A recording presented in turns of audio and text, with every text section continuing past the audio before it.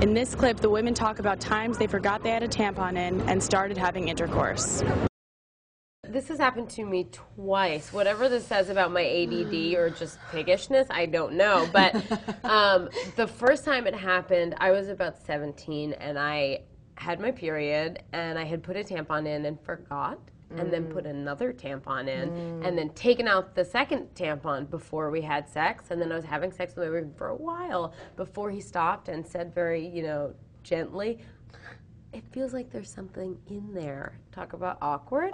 And I was like, "What are you talking about? You're crazy." And we kept having sex, and he was like, "No, I really think there's something in there." And like, it's mind-boggling, And then like a horrible, horrible light bulb went off, and I was like, oh my God, I need to go to the bathroom. And I was like squatted over the toilet, first with my fingers, and then I could feel it, the string, but it wasn't enough for me to get a purchase on and pull out, so I actually had to go up with tweezers.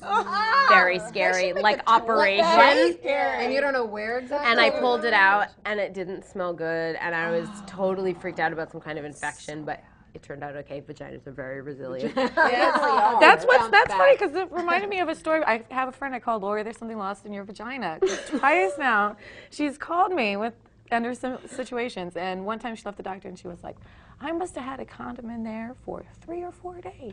And then she was like, "The doctor told me I had a resilient vagina. So instead of feeling bad that I've left a condom in there for so long, I feel proud of my vagina." What a way to turn it around. Vagina pride. She called me. She was like, "So I'm in the bathroom with my foot on the toilet, digging around in my vagina for a tampon, and I just thought I'd call you."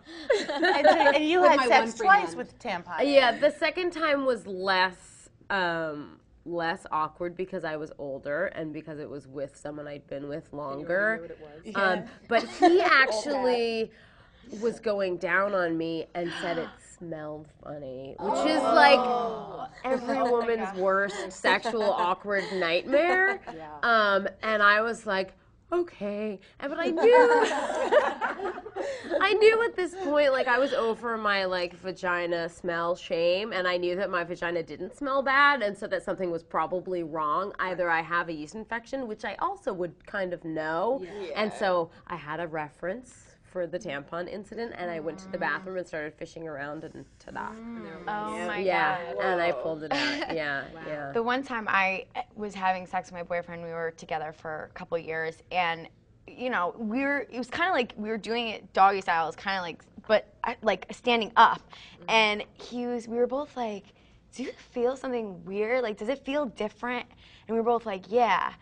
And I was just like, oh my God, I don't think I took my tampon out. Like, because sometimes you do. You put another one in, you forget.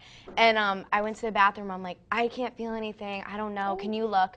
And he was training to be an EMT, so he's like, all right. And I was bugging out so hard, he's like, you can either keep going berserk and chill out, and I'll take you to the hospital, or you can just chill out and I'll get it out. So I was like, all right, he's like, go get me a spoon. I'm like, I was like, a spoon? I'm like, he's like, well, do you have tongs? Or I'm like, no, you're not using tongs. So he's like, all right, so I'm laying in bed, I'm like, okay, just breathe.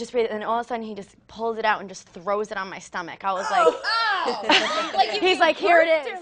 Like, that's what it felt like. I felt like I gave birth. And then I'm in the bathroom, I was like, oh God, thank you. He comes in, he's like, I just saved your life, I was like, I'm like, you actually did. Cherry TV.